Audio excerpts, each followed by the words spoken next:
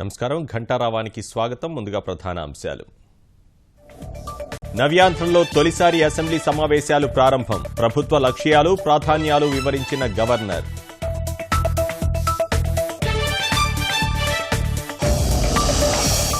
Governor ప్రసంగంపై Vaikapa విమర్శలు. వాస్తవాలను ప్రతిబింబించేలా లేదని ఆరోపణలు.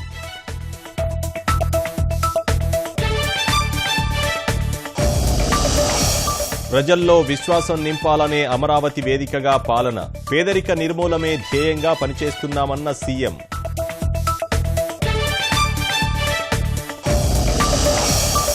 రెండు వారాల పాటు శాసనసభ సమావేశాలు. ఈ నెల 13న బడ్జెట్ ప్రవేశపెట్టనున్న యనమల.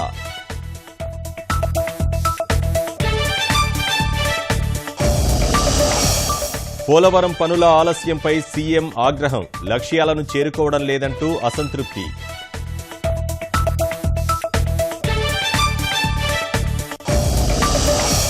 యూపీలో చివరి దశ పోలింగ్కు ముగిసిన ప్రచారం. బుధవారం 7వ విడత 40 స్థానాల్లో ఓటింగ్.